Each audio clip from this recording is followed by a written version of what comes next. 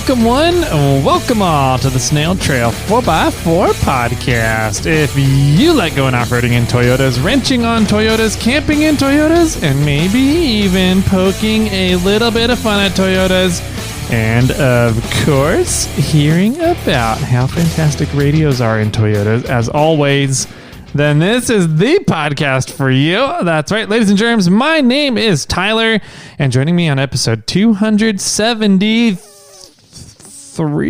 We're on 80s, buddy. Oh, 280? 83. 283? Oh, man. Joining me on yet another episode. How's that? Does that work for you? Yeah. We'll just cut out the last part. Okay, thanks. Editing. And is my good buddy, Mr. Roll Your Eyes, Jimmy Jet. Mr. Rolling Eyes, how are you? I'm good. Actually, I'll throw myself under the bus or something. Uh-huh. I don't know what I did, but I screwed up my ankle. Yeah. Do you want to talk about that real quick? Not really. I'm just getting old. You're getting old? Corey was saying the same thing to me this morning. Was he? Yeah. He goes, I don't know. I just turned 33 yesterday and like all of a sudden everything's falling apart and I feel like shit. And I was like, 33? That's what he said. I think he's lying about his age. I think he's lying too. Yeah. I don't know. I woke up in the middle of the night and my ankle was throbbing. Did you kick something? No. Did you kick the assistant? No. That's what actually the assistant, I was like, oh man, my ankle. When I got out of bed in the morning, the assistant was like, what'd you do? Kick something in the shop? I was like, no, I don't know what I did. I literally think it was just, I slept so well last night for a good chunk of the night that my foot was put in an awkward position and because of it's like sleeping on your arm, right? Yeah. Eventually you wake up because your arm's asleep and it's hurting. Uh-huh. I woke up because my foot was throbbing. Interesting. And it was hurting. And so I don't know why or what it was, but yeah, that happened. Do you want to talk about your wrist injury you had a while back too? Yeah. That was while I was sleeping also. I figured that one out. Did I tell you what that was? Yeah. So I like to sleep on my side, TMI, but I like to sleep on my side and I'll wrap my arm sort of down across the shoulder that's high on the side. I'll put it down onto down and laying into the bed. Into the bed, exactly. And my wrist must have kinked backwards and stretched my wrist out. Yeah. And made my wrist all sore. And I think that's the exact same thing with my foot. I mean, there was some other things kind of going on. Like there was an extra blanket on the bottom of the bed that added more weight on there than that's normally there. And so I don't know if that also, the weight pushed it a funny direction or if I'm just getting old and fragile. I think you're just getting old and fragile. Thank you. Yeah. That's what I'm here for, buddy. Just bring me down to reality. I thought I was indestructible, and then I broke myself while sleeping. T-shirt. There's a T-shirt for you. Maybe it's just residual from our Patreon camping trip, and it's just now starting to act up. That wouldn't surprise me. Kicking some things into the snow. Yeah, that's all we're gonna say about that one. Yeah. So this is that same foot. Yeah. Speaking of the patron trip, I had a listener point something out to us that I didn't catch during the episode, but after he said it, I was like, he's so right. What was that? So we were talking about how the Forest Service lady was saying that we had to look up what campsites were open or not using technology before we go. Sure. Yeah. Right? Okay. But she also said technology is getting away from them. Yeah. Is this what? Yes. Okay. And she said, well, no, your campfire permits have to be printed up because not everybody has technology. Right. And I was like, hold on. And so after he pointed that out, I was like, fucking A, man. That makes me even more pissed. Yeah. It was, it is what it was, I guess. Yeah. I ended up having a conversation with a lady who's very, very well connected about that situation. And I was like, hey, I'm just curious, maybe the reason why we're not allowed to disperse camp in a quote unquote closed campground that's open. Okay. And she goes, you should be allowed to. And I was Really? like, what? And she goes, yeah, you should be allowed to. And so then I told her what happened. And she goes, oh yeah, that lady sounds way out of line. I know her boss. Let me call Jeff and ask him what's going on. And I was like, oops. Oops, but not oops. I wasn't expecting it to go that far, but so apparently, supposedly that lady that we encountered, the Forest Service lady, her boss is gonna having some questions about the decisions she made. Wow. Yeah. So anyways, we'll keep you guys updated on that one, see how that goes. That was not intentional. No, it wasn't. But at the same time, I'm kind of happy that it's happening at the same. So Well, we'll see how it goes. I hope I think there just needs to be a line drawn on what technology is okay. Yeah. You know, I just like if you have it downloaded on your phone and you have the virtual signature, not going into that whole issue there, but you know, is that okay or not? And there needs to be a line drawn in the sand whether that's okay or not. Yeah, right. I agree. And you know, it needs to be discussed across the board about whether what is okay and what's not allowed. Yeah. And then once that's decided on, they need to tell everybody how to do it properly. Yeah. And not have things on the website that are clearly stated that a digital signature is okay, but you need to print it out. Yeah. Okay. Like, you know, but even then, if we did that, we would have been in fault in her eyes because we didn't have a wet signature on it, even though it doesn't claim for it. Yeah. So I think there just needs to be, I don't want to say training, but there needs to be some sort of information given out to people that are going out and serving. I think they just need to use common sense. Like, if the whole point, what is the point of a fire permit? To show that you went through the air quote training and have an understanding of how to have a proper and safe fire. Exactly.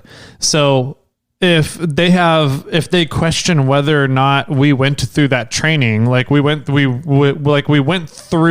the time and the effort to forge a fire permit, rather than go through the 2 minutes it takes to watch this video and answer very common sense questions.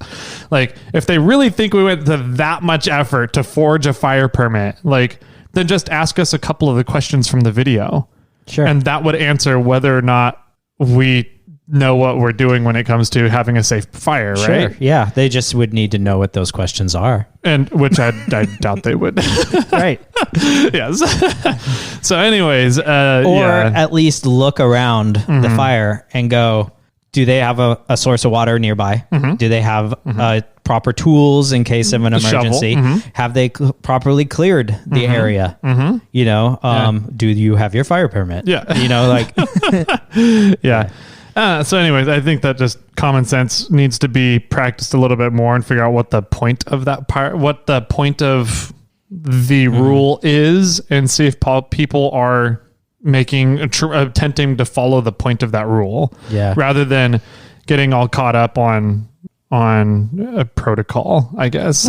Protocol issues. In a way, I felt it as, you know, she came in a little hot because we drove through a gate that wasn't a gate. Yeah. And the snow covered the fact that there was stuff there to prevent people from coming in. You know, and so I think it was just like, there's that problem. What other problems can we find? Yeah. I did appreciate her, though, that she was pointing out our flaws and trying to teach us the proper way. To an extent, yes. Even though we had to ask about it, and we had to inquire and be like, hey, okay, we get it. What is the proper way then? And that's when she started trying to educate, I guess. But yeah. All right. Enough of that. Okay. Let's move on. All right. So Thursday's episode is today. Happy Thursday, everybody. We're coming up here on the end of the month. Seems like it's coming quicker and quicker. We have, let's see, a really cool giveaway going on this month from We Be Knives and Bandit Concealment. It's a K-Bar 1 pound camping knife. That's really like a kitchen knife. It could be you think it could be a kitchen knife. You know, you could cut your broccoli with this. And I guess you can cut a lot of things with it. Exactly. Yeah. Oh man. Could be your camping knife. Could be your kitchen knife. It could be your like everyday carry knife. Yeah. Actually, I don't know. Maybe I think there's a law. Maybe if you're Crocodile Dundee. Yeah. How long your blade can be. Yeah. So anyways, thank you guys. Definitely go check them out for all of your knife or custom sheathing needs. They do some really cool work. They've got some really cool options available, and they're super knowledgeable in what they do. So even if you just have questions about knives, what makes a knife, Derek has, there's way more info than I thought there was ever supposed to be for knives. So check them out. Some really cool stuff they got going on. You can see them all over Instagram. And then Weeby Knives has their website out of San Francisco. So check those guys out. Let's see. The February's giveaway is off to Estonia. So I'm sorry if anybody was looking to hopefully get a redraw. No redraws happening for February. I had a panel arrive in Germany. Oh, nice. Yeah. Yeah. That's the furthest I've had one sent. It was a Tundra panel too. They have Tundras in Germany? I think we talked about this, didn't we? A little bit. Oh, okay. Yeah. I don't know. Yeah, they must, or he brought it. He somehow came to America or is from America. Mm-hmm. I don't think he's military. I got the sense that he's German that came to America, must have bought a Tundra and brought it back and then found my product online and wanted a Green Bay Packers custom etched design on it. And at the time it was too large for my laser. So I had Lee over at Solve Function cruising to camp do it. Mm-hmm. And then, sent it out, and I got confirmation the other day that it arrived safely and looks great on the truck. So which shipping provider did you use? UPS for that one. UPS. Okay. Cause I've been sending stuff internationally via postal service. Mine's too large for their international. Oh, gotcha. But they have sucked. Oh, it seems like it's also too large for DHL. Oh, interesting. Yeah. I didn't realize that. I think it's only Postal Service or UPS and United Postal Service. Maybe FedEx. I haven't looked into that. So anyways, I'm getting a little fed up with postal USPS international shipping. Seems like they lose 40%. Oh my gosh. It's bad. That's really bad. Luckily, I get everything insurance on it and getting stuff back, but it's just like the customers end up waiting 2 to 3 months for product because USPS can't get their head out of their ass. I've come to the realization that the insurance is for loss, not damage. Correct. Yeah. Complete loss. If they damage your package, if they damage your package, you didn't package it properly. Well, But if they lose it, then you can use the insurance. Yeah, exactly. So you're like, oh man, dang it. So anyways, good old fun business shipping logistics. So speaking of shipping logistics, the 10.6 compressor should be landing anywhere from a week to 3 weeks from now. So the wait list is officially full on this batch of 100 units, but we should have another 200 units coming. My guess is it'll probably land mid-June here in California. So, wow. We've got that coming, as well as some other goodies to announce in the near-ish future for more Flate. Let's see. We have coming up in April 16th is the meetup for High Water Brewing over at High Water Brewing for Snail Trail 4x4. So make sure you guys, everybody come out. Everybody is invited to that one. It's not just patrons only. It's not just listeners only. If you have some buddies that you want to bring out too, bring them on out. Just no Jeeps allowed.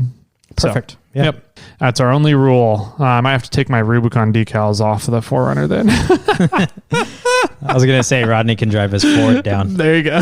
Just don't bring the lattes. Yeah, no Jeeps, no Dodges. Oh, does that mean Chris doesn't get to go Chris now? can't come at all. He's going to have to ride with Jason. Yeah, I know, right? And then James and Rhonda are going to have to bring the Samurais down. Yeah, drive those down the freeway. Well, that just means also Kevin Poole bring the 4Runner down. That's perfect. Instead of his Dodge. Yeah. So, anyways, let's see. I think that about does it for bookkeeping stuff, background info. I think it was roughly, a little over 2 years ago now when we had our Snail Trail meetup in January of 2020 That was the last time Chris said he was ever going to drive his Jeep on the road. That's true. Yeah. So I'm glad we could get one more Jeep off the trails or off the roads there. Yeah, we're helping out California, getting one Jeep going at a time. So let's see. That does it. I got nothing else. What were you up to this weekend? Nothing. Nothing? Not really. Yeah. I did a lot of laser stuff. Yeah. You get to play with lasers. I got to play with lasers. So for those that haven't been listening to the podcast or not paying attention to social media, I got my own laser, and it's a friggin' massive machine. You saw it. It is a nice big machine. Almost literally twice as large as the one that we have now here at the Morphlate studio. Yeah. Morphlate warehouse. Yeah, I'm getting a little bit of a size envy. Are you? Yeah. Well, just think we could fit like 200 bucks, 300 at a time. You don't need it. No. But yeah, so it's so I got that up and running on Thursday, and then played with the lasers both, cleaned Tyler's up to give it back to him, because now that I have my own, I don't need to have his taking up space in my shop. Yeah, right. Get this out of here.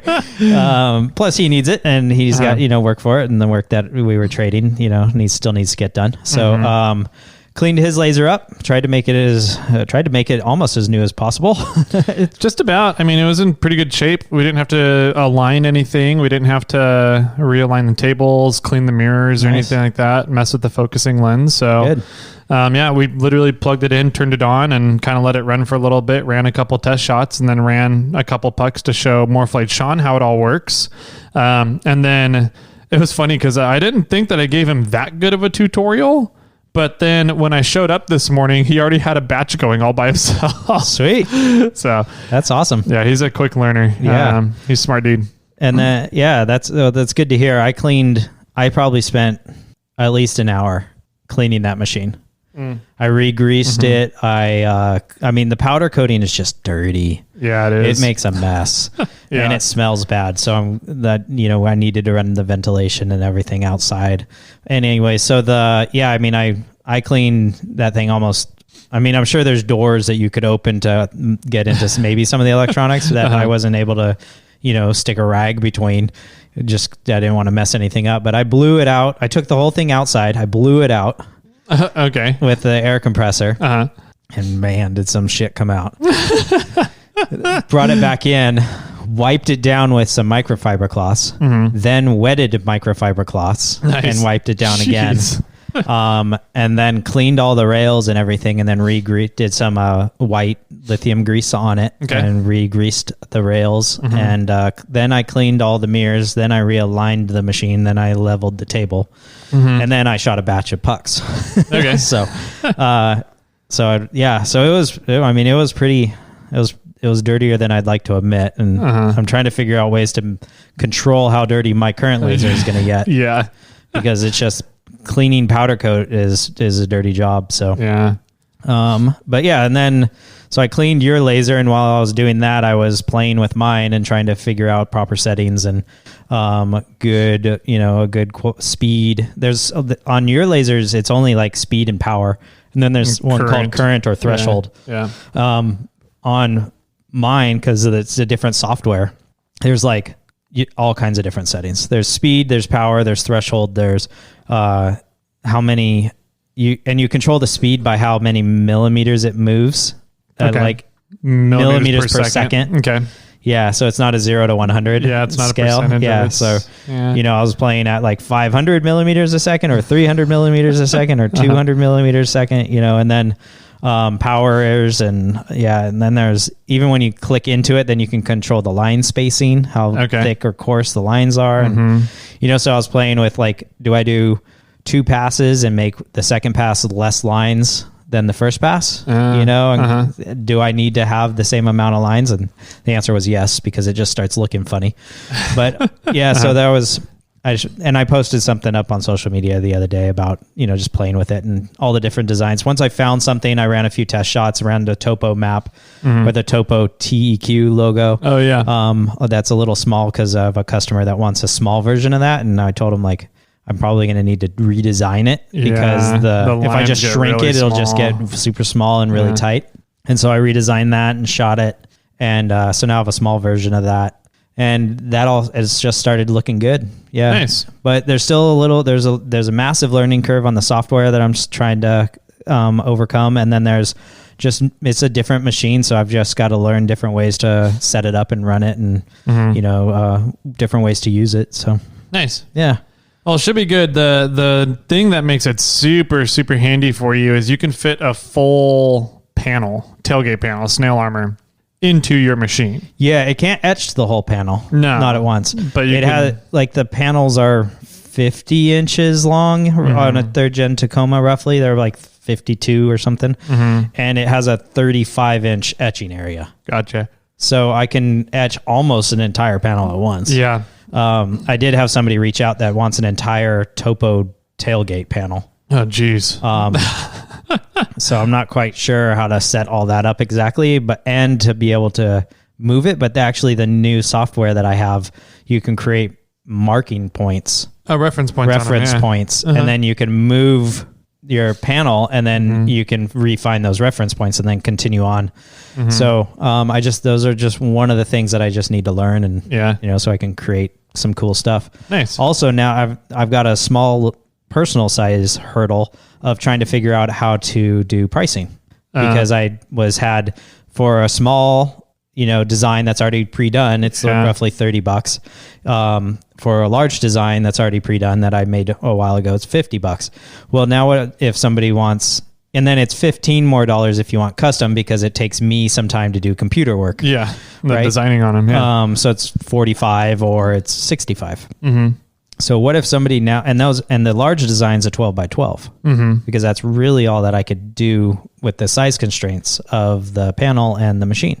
Well, now I can do the height of the panel 24 by 24. Well, 24 by 35, 36, right? And so I can etch a massive amount of a panel. So how does that, do I just triple the price for triple the size, or what? And so I've been doing a little bit of research on how people price lasering. Oh, okay. And there's just, there's a gamut of answers out there, from you need your design price, you need your setup price, you need your laser time price, you need your cleanup price, you need to add some money just for purchasing the laser, to cover your laser costs and, the electricity and, everything else out there. And it's like, okay, well, should I just do $1 an inch? Can I get an easy answer? Or something? And if I did something as simple as like $1 an inch, well, what about height? Does that do I do $1 a square inch? I'm not sure how to answer these questions yet. Yeah. So, but I know I will have people that want larger designs already. So I'm kind of like, we'll just order that custom large one and we'll do that price at the moment. So here's if you want a panel and you want an extra large design, go order it right now. Yeah, right now. Prices are going to be going up soon. Yeah, very soon. Once I figure it out, but it'll be very soon. Nice. Well, cool, man. That's really neat. I think it's going to open up some bigger doors for snail armor and some fun things you can do because I know that's one of the things that kind of sets you apart from every other panel out there is the customability of the designs on them. Right. Yeah. And this software, I mean, I was trying to make an analogy to the assistant the other night about the difference of the software from the machine that you have to the software that I need to use for this machine or I'm choosing to use for this machine. And it's like iMovie to Adobe Photoshop or Illustrator, or iMovie to Premiere. It's like this, like Microsoft Paint. Microsoft Paint to Photoshop. It's like for what you're doing and what you have, it's perfect. It's fine. It's not a problem. But there's just you move up in the software and now the doors are opening more. Like I might, and I haven't tested this yet, but I might be able to shoot full like JPEG photos. Yeah. Grayscale JPEG photos. Like if somebody sent me a photo, a colored image, I'd take it to Photoshop. I might even be able to do it in the software, but I'll probably take it to Photoshop, grayscale it, move it into the software, and then I might be able to shoot it grayscale on powder coating. Interesting. I don't know. I mean, it's something I definitely need to try. Yeah. I'm going to primarily stick to the black and white stuff just because I think it's clean and it looks good. But yeah, I mean, there's more doors are open because actually this, because it's a big machine and the software. So nice. it's exciting. Also, we got what I like to call the rotisserie, but it's rotisserie. I like to think of it that way. So we can start shooting snail trail 4x4 growlers or mugs or, anything round, anything roundish. Yeah. If we want to shoot glasses or whatever we want to kind of do, we can start playing with that as well. Nice. Yeah. We can do some Morphlate ones. Yeah. How's the Morphlate thing? The Morphlate thing? What Morphlate thing? All the business of Morphlate. Oh, the business? I was trying to take it off of me and throw it onto you. I was like, I have a few things going on. I don't know if I want to talk about all of them. Oh, you don't have to. On the podcast. No, Morphlate's going really well. So it's, it's just staying busy. I'm still astonished at how much people are enjoying and really loving a product that I just made because I was lazy. But I mean, it just also goes to show if you make a really good product and put a lot of thought and design into it to make a quality thing that just works really well at what it does, people will like it. So you find a niche in the market and go for it. But yeah, things are going really well. We got the Morphlate lasers over here now, and it's currently working over on the other side of the wall there. We've got orders going out. We're all caught up on orders, so we're processing time on orders is down to about 2 to 5 business days. We are getting people that'll place an order on Saturday and then be like on Monday, hey, just curious when it's going to ship out. 2 to 5 business days. Yeah. So, it's, it's growing. I'm still just impressed by how much it's growing. If things continue the way they're going, then we'll be able to do some really neat stuff, for the business, hire a few more employees, as we get into quarter 3 and quarter 4 this year. Awesome. So that'll be really neat to see, how much we'll be able to grow and expand, things this year, including product lineups. So, that's all I'm going to say there because I found that we have competitors and other people that like to listen to the podcast and then take my ideas and try and use them in their own stuff. So, and then try and sell them, make money off of them as well. So I don't mind if people take and want to build their own Morphlates at home. Because I'm totally that person as well, right? I love DIYing stuff and I get it. Where I have the problem with is when people want to start taking my ideas and then selling them. Making their own money off it. Business, in a way. And when I was doing Morphlate back when, I just started it and I was just doing it just to have an extra $500 a month to pay for my off-roading addictions. I was like, oh, whatever. You want to build them and sell them, go for it, But now that I have, it's a corporation and I've got employees that I'm taking care of and everything, employees' paychecks that they're depending on. I need to start watching a little bit more of the, I don't want to say the competition, but more of the what we're doing in the future and keeping that a little bit more on the down low. So, okay, smart. Yeah.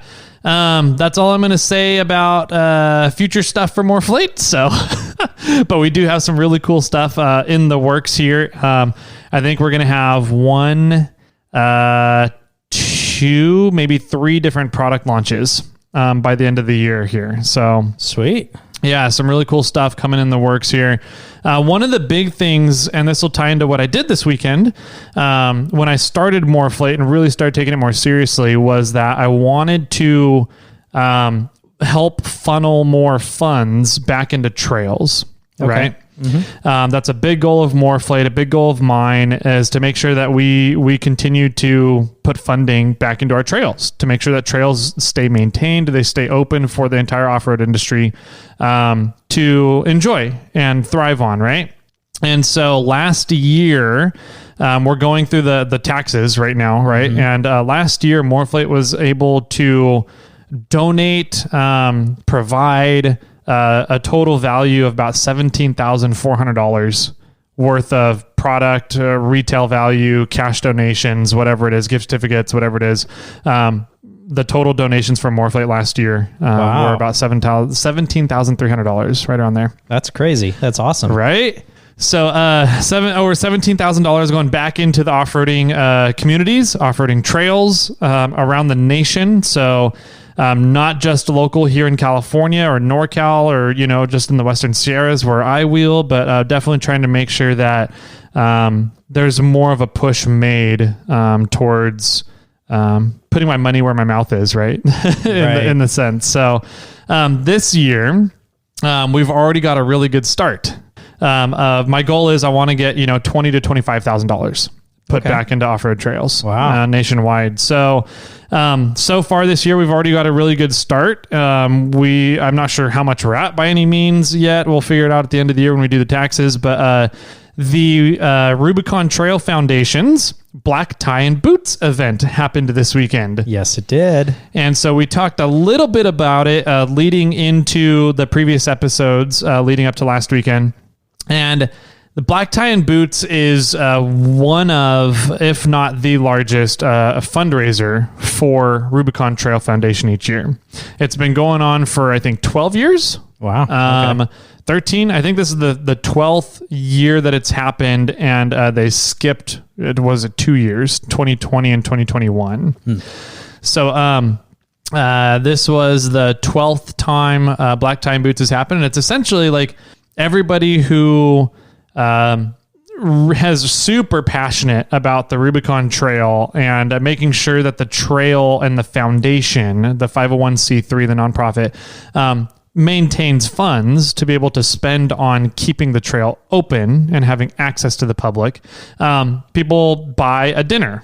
And so the dinners are $100 a plate, $100 per person, I should say. And then they do a bunch of other stuff. So you can donate while you're there.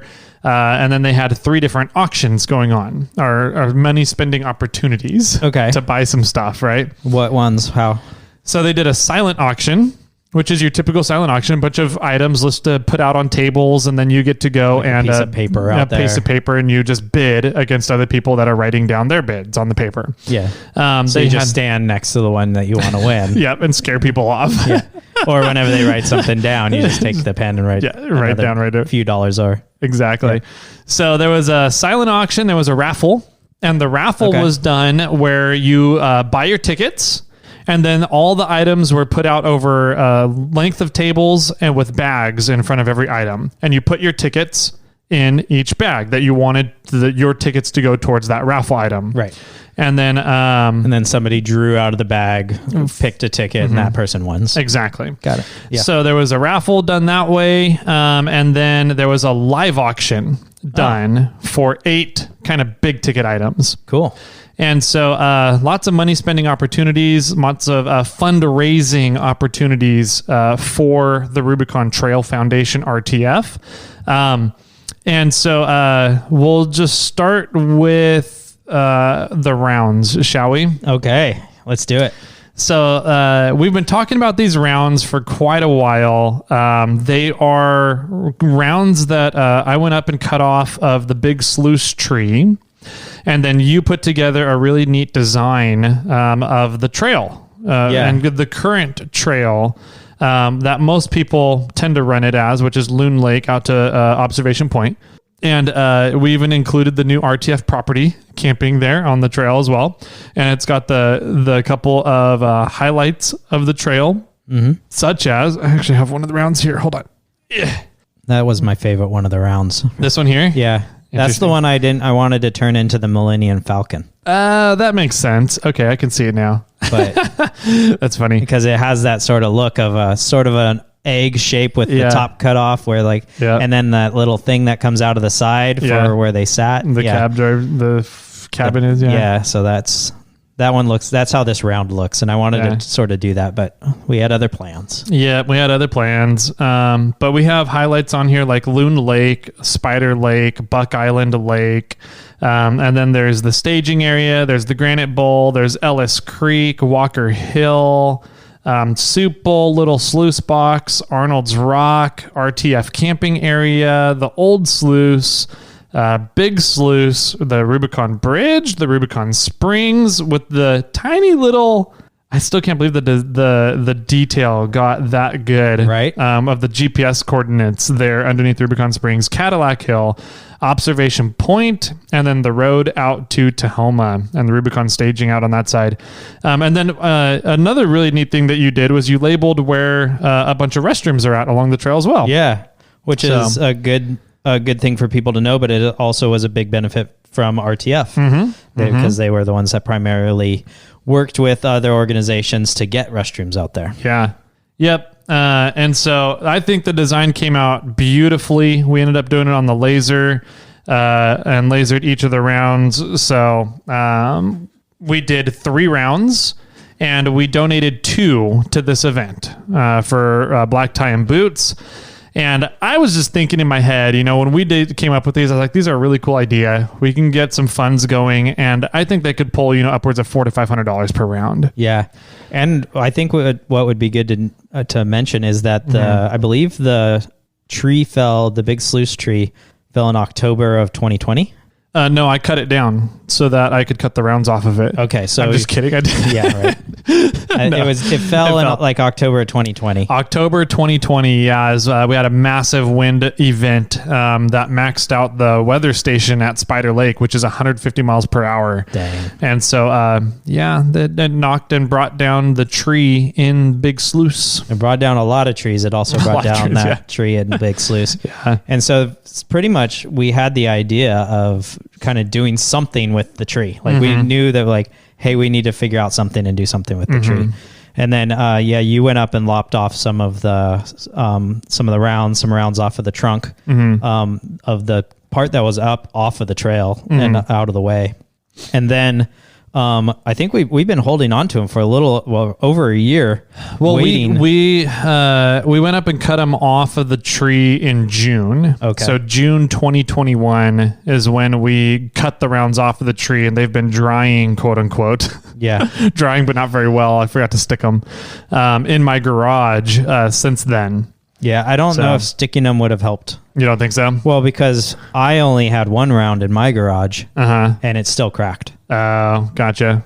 So I don't know if that would have saved all that much. Anyways, and then we've sort of, we batting around the idea of what to do with the rounds. And I think we came up with this idea almost as soon as we got the rounds. Just about, yeah. And we had either this idea or the thought was to try and make clocks out of them. Yeah.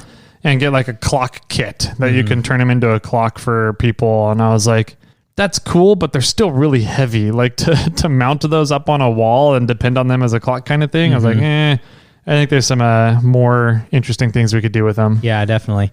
So, and then once we knew what we were going to do and we knew that we were going to be donating these for fundraisers, that it was sort of like, okay, when's the big event? When do we need to do it? And then we get it done. I think for the next ones, we need to possibly include Hustle Nuts in there and have them make some little stands. Oh, that'd be neat. Have some stands. That'd be cool. Yeah. I'll talk to them about that. I like that idea. So yeah, these, there's 2 rounds that got donated to this event with this design on it. After we shot the design on the rounds, I sent it a picture of it.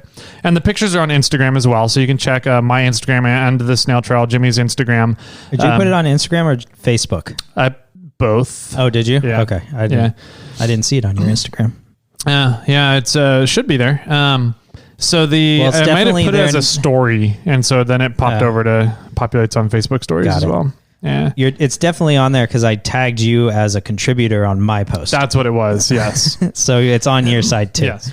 And so I sent that picture over to John Arns, texted over to him. I was like, hey, look, this is what we did. We're going to be donating it to Black Tie and Boots for the auction, fundraising opportunities. And he goes, wow, that actually turned out really good. That's really cool. You guys should include the Wentworth Springs section on it. And we were like, fuck. You are 100% right, John. And I was like, and I started looking, I was like, if there's not a whole lot of room to put the Wentworth Springs section on there. It's like already the details are getting pretty small. Mm-hmm. And so then I was like, well. And to my defense, I don't ever fucking go that way. Right? You hate that way. I hate that way. And that isn't the trail. I know. It's not the trail. Not it the is trail. A part to get to the Rubicon. It's actually, probably is included in the trail, but it's not the part that everybody runs. Exactly. Some people run it. Nowadays that run it, they pretty much go Loon Lake up through Observation. And so, and if you want the historical route of the trail, then the Wentworth Springs section is the original Georgetown to Lake Bigler Road, right? So for the most part, yes. Yeah, for the most part. There's a little section in there that's been rerouted down to Buck Island. But and Cadillac. Huh? Cadillac's not Cadillac the original. Too. Yeah. And so, yeah, we're like, okay, I hear you, John. I think so. The next we have 3 more rounds that we can laser and dedicate to fundraising here. So those 3 rounds will have the section from Observation out to the Tahoma staging cut off. And instead we'll have the Wentworth Springs side on the trail over on that side, and we'll move everything over. So anyways, they turned out beautiful. These are the designs here. Before we go too far and I forget, since I did get my new laser and I joined a Facebook group for laser people. The laser people? Is that the name of the group? No, it's called like OM. The laser I got is called an OM Tech, and it's like OM Tech support and help or something. Gotcha. Okay. There's some really kind of interesting things that people are doing where they're putting powder coat down. I haven't looked into it too much, but they're putting powder coat down on a surface and then lasering the surface. And then it's either hot enough to either melt it or burn it or something. And then they can blow the excess away. Interesting. So I don't know if I want to do it with these because I don't know much about it yet. Yeah. But it'd be kind of interesting to like have red versions or blue versions or yellow versions. Yeah. But that would be really neat. Jason from Wheeling Wine and Whiskey happened to be coming through town, so he stopped in to take a look at the rounds before we took him up to Black Tie and Boots. And his thought, because the lakes are kind of like dug in, everything's inset. He was like, what if we put some blue epoxy in the lakes kind of thing? And then another guy, Carl Meyer, he's with the CR Treasure Hunters.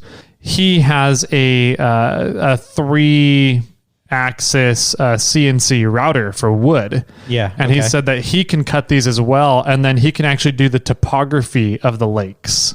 Oh, wow. Right? And I was like, what? Okay. So anyways, there's a couple of different ideas floating around. It just kind of depends on, we just don't have extras to play around with. Right. So it's like whatever we do, we have to make sure that we know it'll come out the way we want it to. Right. And I think this is a good time to also say that all of these rounds are spoken for and you can't purchase them from us. Correct. Yeah. So they're all getting donated. Exactly. So that's kind of the next step. After we were talking about them on the previous episodes, I got a lot of phone calls from people asking if they could just write a check and get one of the rounds. And I was like, no, unfortunately, because I don't know the value of them. I don't know how much they're going to go for. I'm thinking they're going to be $400 to $500. They might go for more. They might go for less. I don't know. But B, we really want to give everybody the opportunity to have one of these. There's only 6 of them, right? And so we want to give everybody an opportunity to have one. And so that means it needs to be fair. We can't just kind of play favorites and let you have one, even though you're one of our favorite people. We'd love to, I know it means a lot to you. Yeah. Or you support us one way or another. You support us another one way. Yeah, exactly. I was like, there's a lot of different ways that I would love to see if we can get you one of these rounds, but I can't do it. And so after everybody had been contacting me, trying to get one of these rounds, I was like, shit, these could go for like upwards of $1,000. That's what I had my mind on. Oh, really? Okay. So going into the event, I'm like thinking maybe at that like top end, if people really fight over it, I think it could be $1,000. So where were these? What you said there was 3 ways that there was 3 auction raffle things going on at Black Tie and Boots. Where were they? which ones were these in? Or were they in the same one or spread out or where? Yeah, good question. So one was in the raffle and one was in the silent auction. Okay. So we didn't have any in the live auction. Got it. And so the raffle one, I don't know. So I never bought any tickets. Oh, so you don't know how much tickets So were. I don't know what was the value of one ticket, but out of everything in the raffle, that round's bag was the most full. Cool. So it pulled the most tickets out of all the items at the raffle. And then for the silent auction, it went for $1,500. What? Yeah. Seriously? $1,500. Wow. Yeah. That's awesome. Super freaking cool.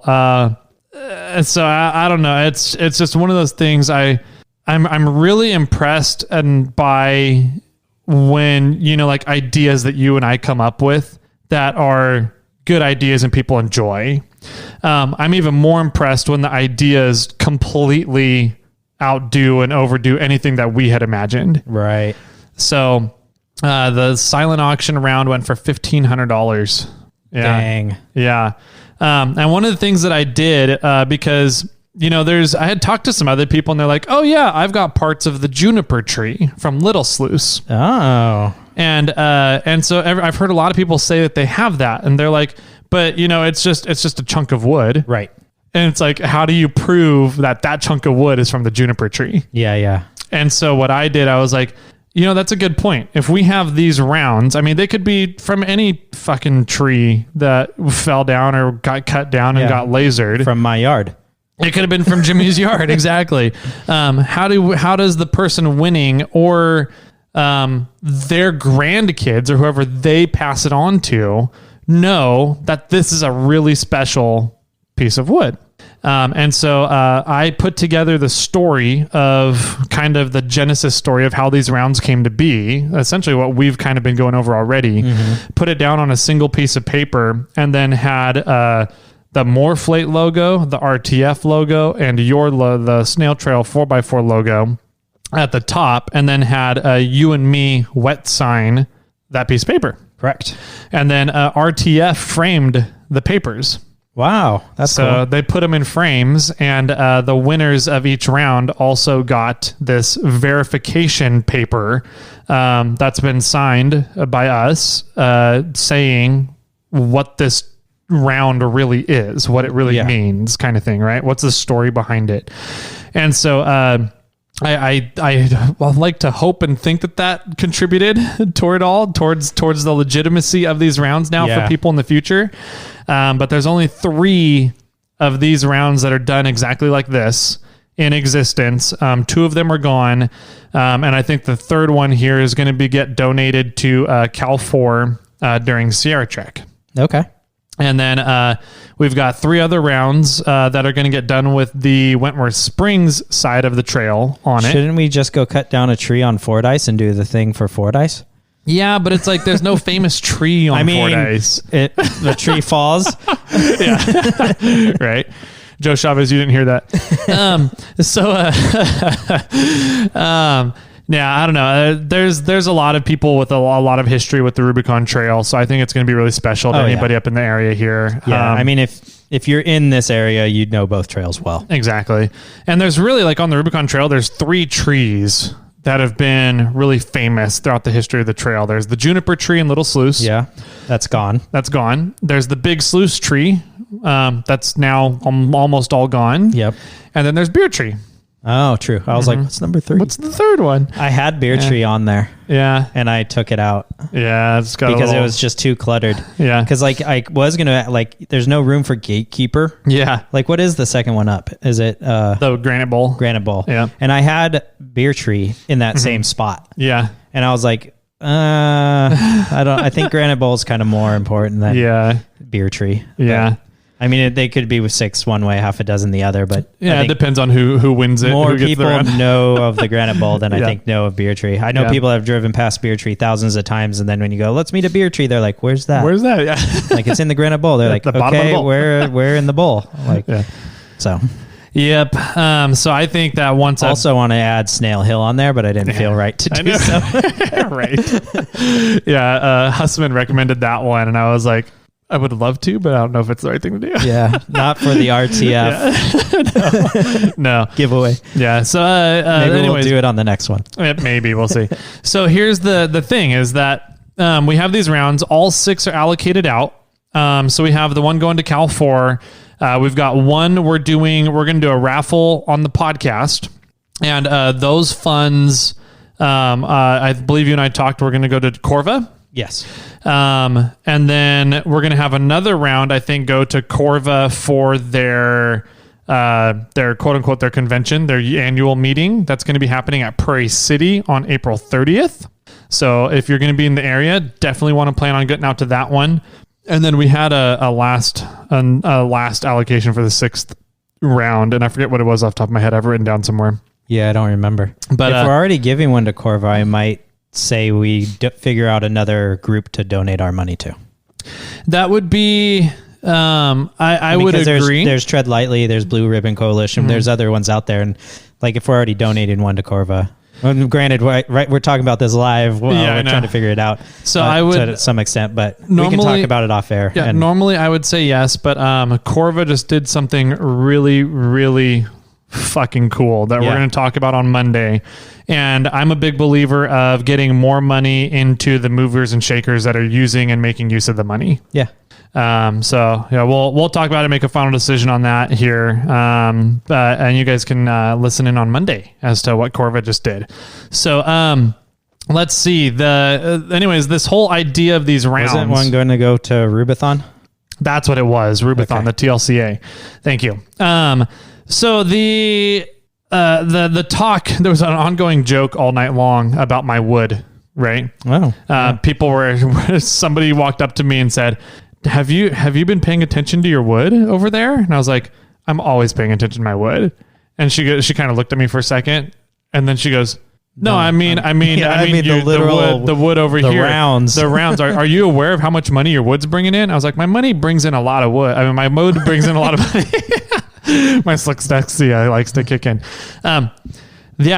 So there was an ongoing joke the rest of the night about my wood and how much my wood kept going up, and how often am I checking my wood, and how often are other people checking my wood to see where it's at. And wow, it was a fun night. So yeah.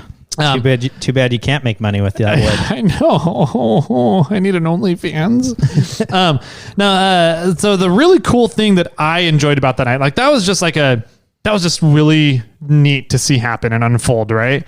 Just this idea that we've been working on for the past a year and a half, 2 years almost, come to fruition and see the impact that it can make was really neat. Mm-hmm. What was even more neat was being in a room with these big names in trail advocacy. Yes. Being in the same room with all these people that are super passionate for off-road trails and that have done a lot of fighting and a lot of work for our trails. And they have an award that's done every year called the Rock Award. Oh, okay. And it is for Rubicon Trail Foundation and somebody who is the rock for that year, right? They are the steadfast, making a huge impact that other people can either lean on or use as a foundational person kind of thing for that year. And so there's been names that have come up in Rock Awards in the past have been like Del Albright, Mark Smith, who obviously started the whole Jeepers Jamboree and the concept of having a business focused around bringing money into communities. There's John Arns has been on it. Steve Morris, who was the founding president of Cal 4. Oh, wow. And did a bunch of other stuff with the Rubicon Trail, obviously. Let's see. I believe Jack Sweeney is on that list as well, who is Jack Sweeney's grandfather was the person that one of the people that was directly involved with getting the Rubicon Trail marked as a county road. Oh, so the Sweeney family has generations, 6, 7, 8 generations, something like that, on the Rubicon Trail, which is amazing. And Bob Sweeney is the current president of Jeepers Jamboree. So there's these really big names. Daphne Green. She was a huge, like one of the people that started the adopted trails. She worked for the county. And she had a huge passion for the trail and really got the adopted trail stuff started and figured out what the water board needed to see from the trail. Got it. And then came up with a program. And now that adopted trail program is being copied statewide, if not nationwide. Yeah, absolutely. For other stuff. So there's a lot of these really freaking cool names of people that have done a shit ton of work for trail advocacy. And so huge shout out and congratulations to Randy Burleson. Awesome. Congratulations, Randy. Yeah. Congrats, Randy. Randy. So who's Randy? Who's Randy? So sorry, I don't know who, at least I don't know his name off the top of my head. That doesn't surprise me. Okay. Because Randy is one of the most soft-spoken guys that, the most humble guys and soft-spoken. And so usually when you get those two mixes in the same personality, you never generally hear a lot about what they do, but they tend to do a lot. Okay. Kind of thing.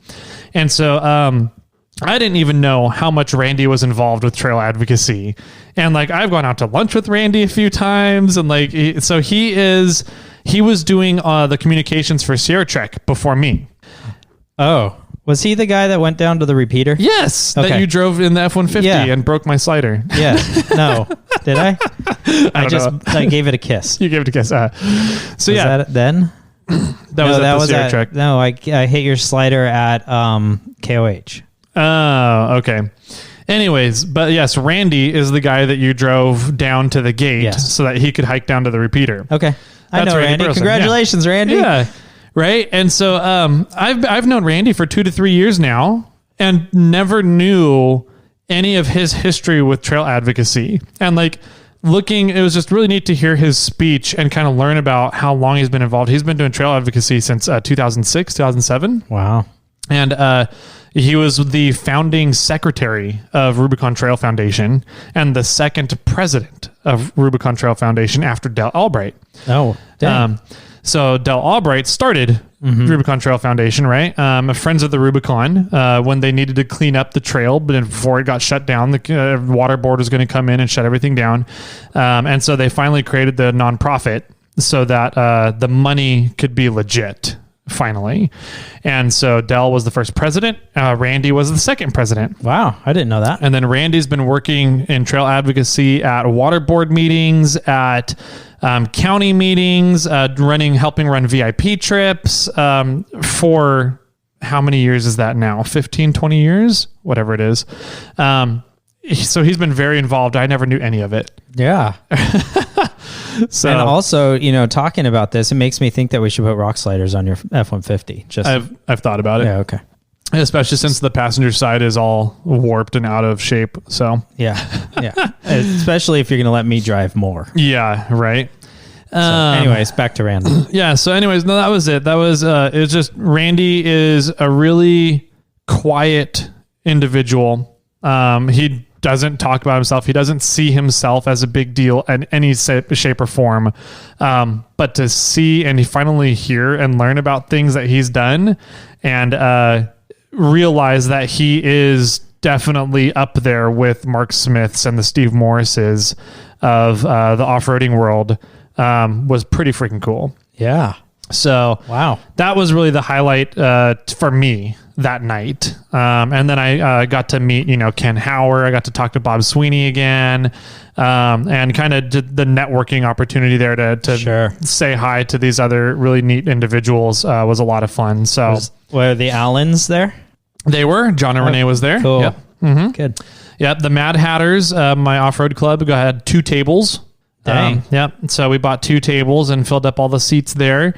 So it was a lot of fun to hang out with the Mad Hatters out at a quote unquote formal event.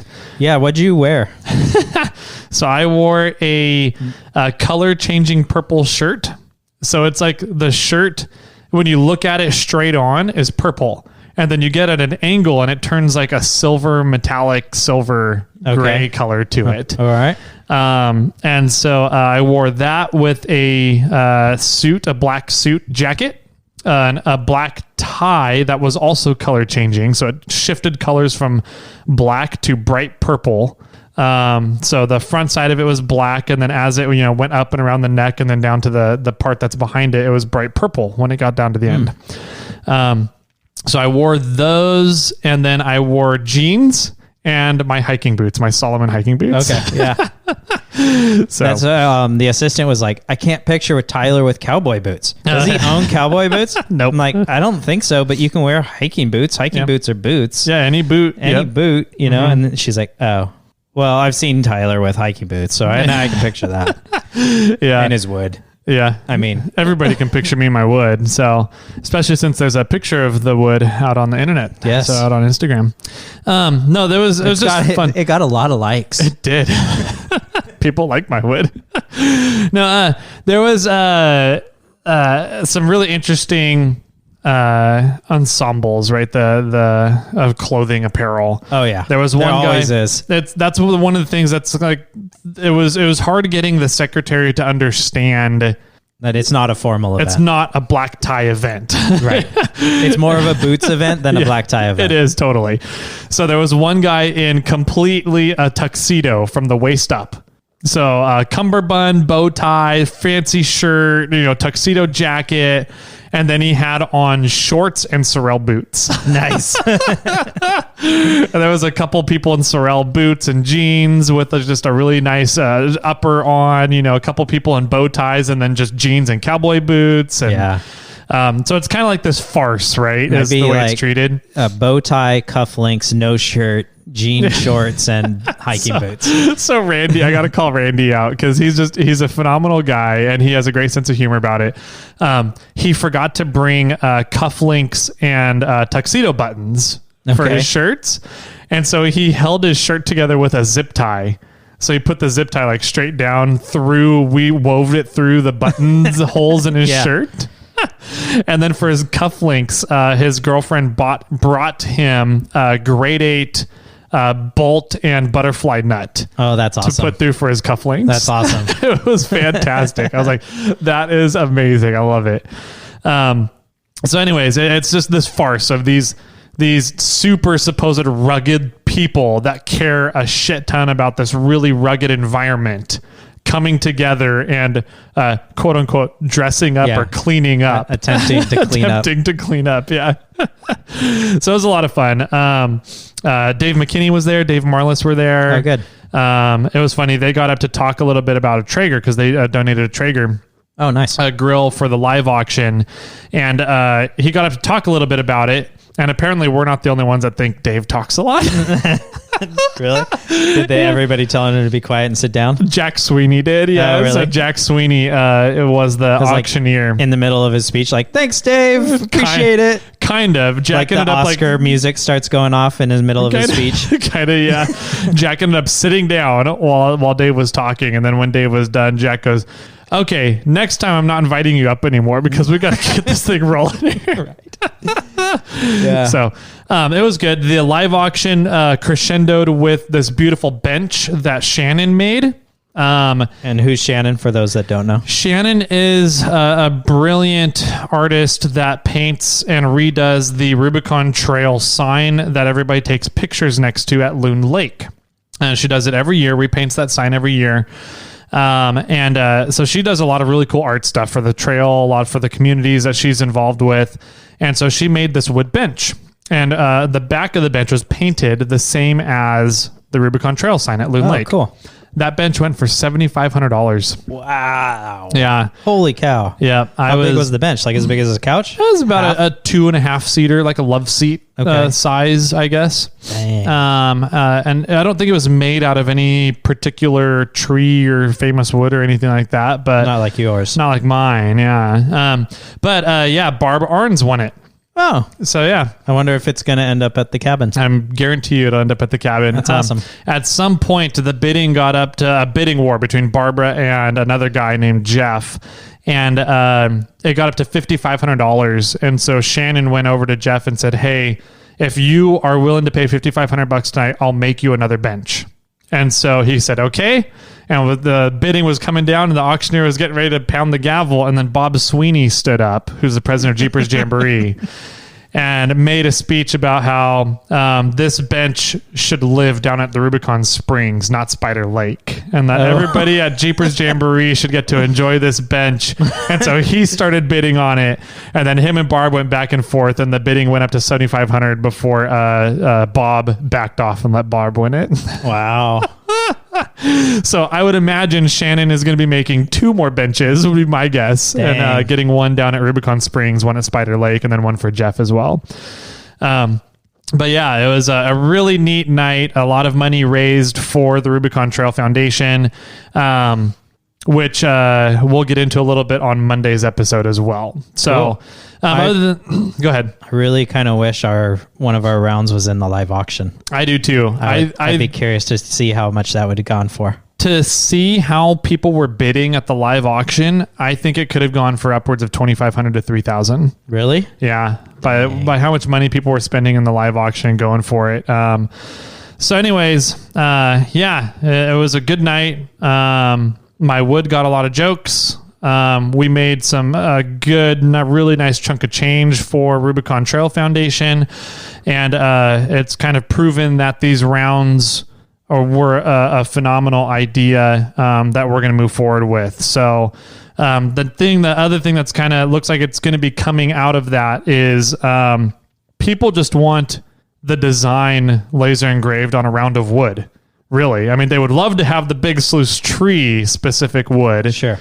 But people just want the rounds of wood. So one of the Highlanders, Diane Hawks, who's on the board for RTF, has a bunch of downed trees on her property.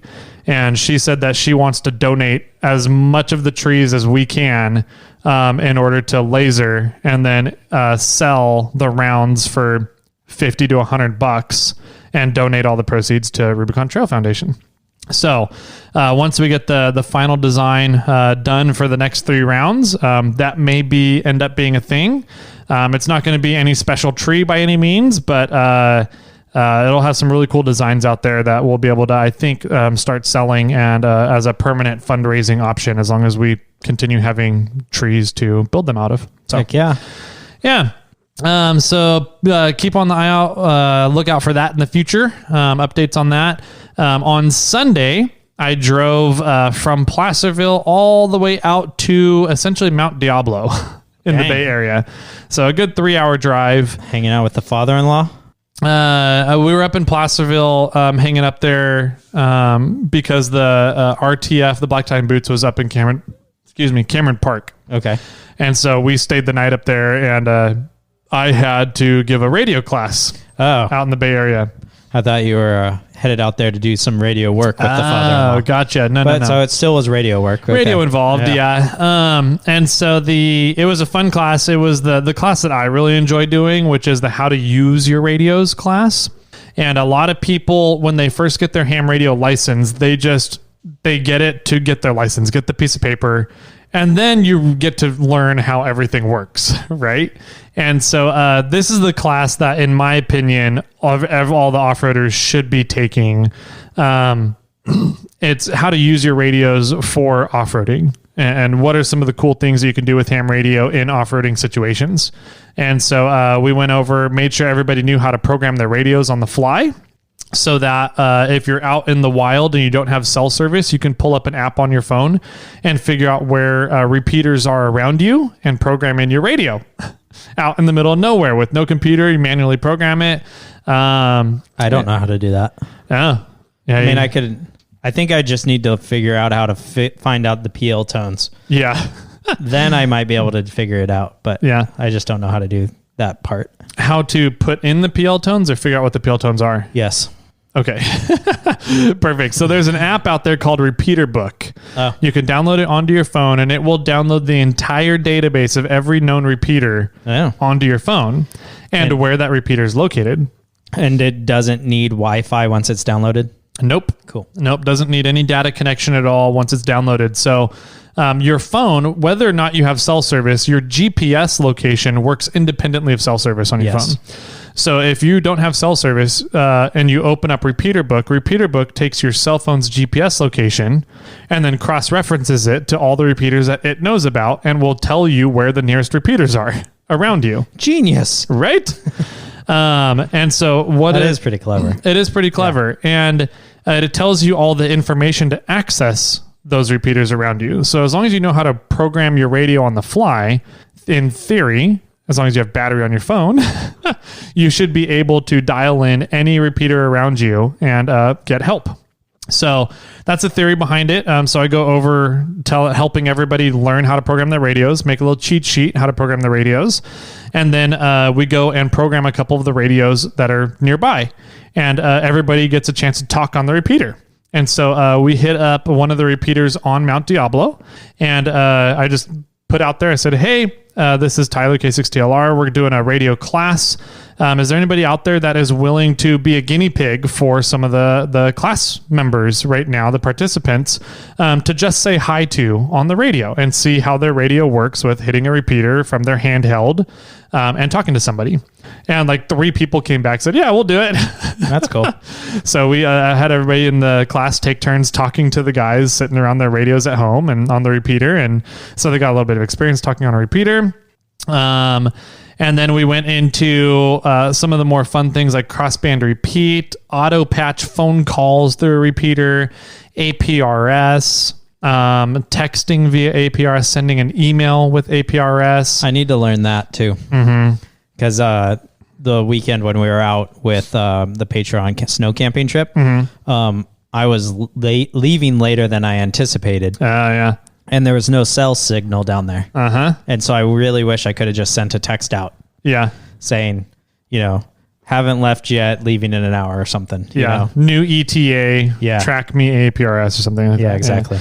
Yeah. So that's a super handy thing to be able to do. Send a text message out via radios. And so class was a big hit. We only had about 8-9 people there. And it was all members of the Mad Hatters. So it was a Mad Hatters kind of class. The Mad Hatters were doing a weekend where they're getting people as first aid certified, first aid CPR certified. And then I also ran a class on how to use your radios in emergency situations. That's really cool. Yeah. So it was a great weekend overall. A lot of stuff going on. I really enjoyed the whole weekend. Sounds like we got some really good funds going towards some off-roading trails. And we know that the proof of concept is there now that we can get some more funds out of the last 4 rounds here. So really cool weekend. I enjoyed it a lot. And now I've got to kind of sit down and get some work done on the rigs before the Snail Trail meetup, April 16th. Yeah. So just real quick. So we got Rubicon. We have Sierra Trek. We have the Corva event out at Prairie City, and then we're doing a raffle through the podcast. Yep. Which one do you think will have the least amount of attendance, so that if somebody who does want to try to get one of these rounds would have the best chances? Oh man. Okay, so we've got Rubicon, Sierra Trek, the Corva meeting, and the raffle on the podcast. Probably the raffle on the podcast would be my guess. You think so? I think so. I think the Corva event. Well, I think the Corva event is going to be fairly well attended. However, I don't think it's going to be attended by people who really appreciate and have a passion for the Rubicon Trail. Okay. So, see, because I think our blasting the information out on the podcast about the raffle that we're going to do for one of these rounds are going to hit more people. You think so? Than are going to show up to that event. That could possibly be true. Yeah. I would know that is going to be true. I think it's going to be true that we're going to reach more people with the podcast. Whether or not people buy raffle tickets is what I'm questioning and concerned. So yeah. So if you want one of these rounds, one of the 4 that are left, those are your 4 options. Yep. And I wouldn't rely on one. No. Try and get as many as you can. Come out to the Rubathon. Yeah. Go out to the Prairie City Corvo event, which is when? April 30th. Yep. Out at Prairie City. Go look on Corvo's website. We'll talk more about that on Monday. And our raffle, and then what was the other? There's Sierra Trek. Go up to Sierra Trek.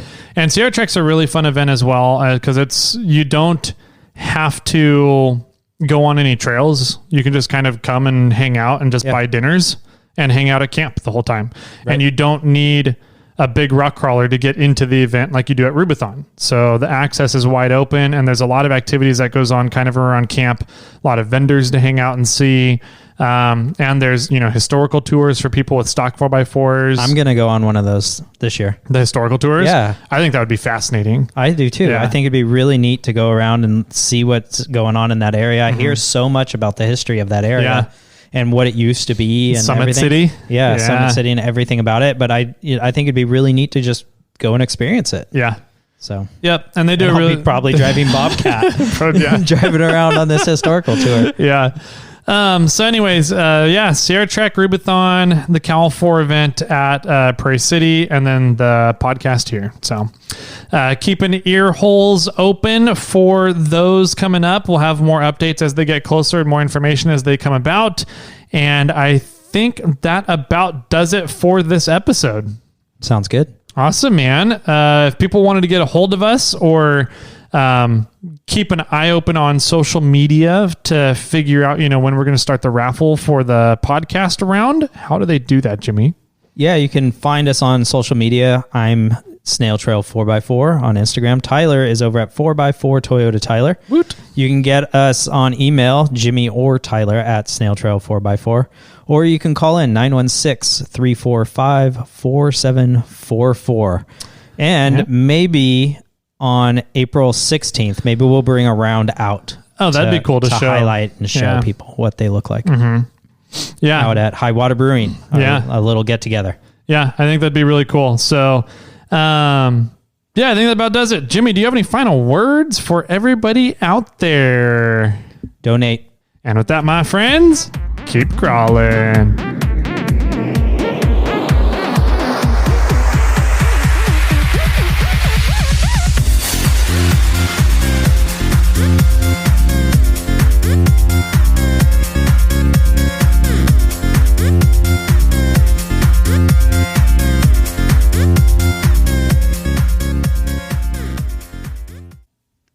I got one for you. Okay. How does the moon cut its hair? With a cheese knife? It goes to eclipse. Yeah. Okay. Is that like an internet dive bar? No. Okay.